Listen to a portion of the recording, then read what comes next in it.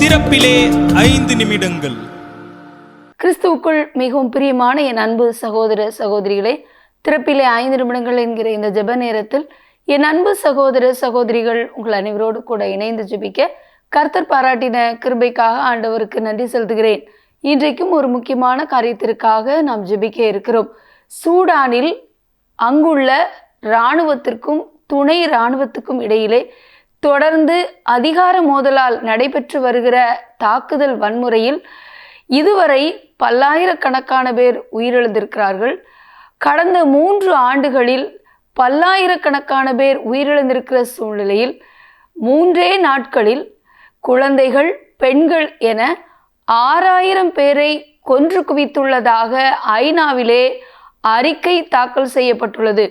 துணை இராணுவமானது சுமார் 6000 பேரை தாக்குதல் நடத்தி கொன்று குவித்திருப்பதாக ஐநாவில் அறிக்கை தாக்கல் செய்யப்பட்டுள்ளது.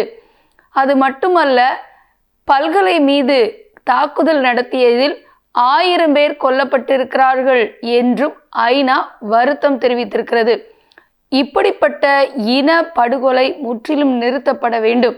என் அன்பு தேவனுடைய பிள்ளைகளே, 3 நாட்களிலே 6000 பேரை கொலை செய்வது என்பது எவ்வளோ ஒரு வேதனையான காரியம் பாருங்கள். கொரோனா காலத்தில் கூட ஜனங்கள் கொத்து கொத்தாக மரணம் அடைந்த பொழுது அதை குறித்து நாம் எவ்வளவாக வேதனைப்பட்டோம். ஆனால் இன்றைக்கு சர்வசாதாரணமாக இப்படிப்பட்ட உள்நாட்டு கலவரங்களில் மக்கள் கொன்று குவிக்கப்படுவது என்பது வேதனைக்குரிய காரியம். சூடானில் நிலவி வருகிற இந்த அசாதாரண சூழ்நிலை மாற வேண்டும். அங்கே அதிகார மோதல் என்கிற பேரிலே இராணுவத்திற்கும் துணை இராணுவத்திற்கும் இடையிலே தொடர்ந்து நீடித்து வருகிற இந்த போராட்டமானது வன்முறையில் நீடித்து தொடர்ந்து உயிர் இழப்புகளையும் இரத்தம் சிந்துதலையும் உண்டு பண்ணுகிறது. தேவ கோபாக்கினை உண்டு பண்ணும் இந்த இரத்த சிந்துதல் இனி தொடராதபடி கர்த்தர் மனமிறங்கி ஒரு அமைதலான சூழலை அங்கு கட்டளையிட, சூடான் தேசத்திலே கர்த்தர் ஒரு நல்ல அமைதலான நிலையை கட்டளையிட, இந்த வன்முறைகள் இரத்தம் சிந்துதல் நிறுத்தப்பட பாரத்தோடு ஜெபிக்க அழைக்கப்படுகிறோம். ஜெபிக்கலாமா? எங்கள் அன்பின் பரலோக பிதாவே, ஆசீர்வதிக்கப்பட்ட நாளின் காலை வேளைக்காக நன்றியோடு துதிக்கிறோம், ஸ்தோத்திரிக்கிறோம் அப்பா. தேசங்களில் எப்படிப்பட்டதான வன்முறைகளையும் தாக்குதல்களையும் நாங்கள் கேள்விப்பட்டு வருகிறோம் அப்பா. ஒரு பக்கம் ராஜ்யங்களுக்கு இடையிலே யுத்தங்கள் நடைபெறக்கூடிய ஒரு போராட்டமான சூழ்நிலையை, பதற்றமான நிலையை நாங்கள் கேள்விப்பட்டு பார்த்து ஜெபித்து வருகிறோம்.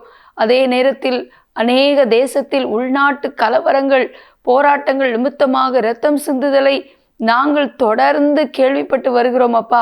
அந்த வகையில் கடந்த 3 ஆண்டுகளாக சூடான் தேசத்திலே இராணுவத்திற்கும் துணை இராணுவத்திற்கும் இடையிலே நடைபெற்று கொண்டிருக்கிற இந்த தாக்குதல்கள் தற்போது 3 நாட்களில் 6000 பெண்கள், குழந்தைகள் கொன்று குவிக்கப்பட்டிருப்பது எவ்வளோ வேதனையான காரியம் அப்பா. நீங்கள் சிருஷ்டித்த ஒவ்வொரு ஜீவனும் ஆண்டவரே தகப்பனே இரத்தம் சிந்தி மரிக்கும் பொழுது ஆண்டவரை சிருஷ்டிகர்த்தாவாகிய நீர் எவ்வளவாக வேதனைப்படுவீர் சுவாமி. ஆண்டவரை இப்படி அநியாயமாக மனித இரத்தம் சிந்தப்படுவது நிறுத்தப்படணும் அப்பா. பூமி சாபத்துக்கு இரையாக மாறிவிடும். இப்படிப்பட்ட காரியங்கள் தடுத்து நிறுத்தப்பட சூடானிலே தொடர்ந்து இராணுவத்திற்கும் துணை இராணுவத்திற்கும் இடையிலே நிலவி வருகிற ஆண்டவரை இந்த வன்முறை தாக்குதல்கள் நிறுத்தப்பட்டு ஒரு சமாதான சூழல் உண்டாக ஜெபிக்கிறோம். வன்முறையை, இரத்தம் சிந்துதலை கட்டவிழ்த்துவிட போராடுகிற சாத்தானுடைய தந்திரங்களை இயேசுவின் நாமத்தில் நிர்மூலமாக்கி ஜெபிக்கிறோம் அப்பா. சீக்கிரமாக இந்த உள்நாட்டு கலவரம் நிறுத்தப்படட்டும் ஆண்டவரை.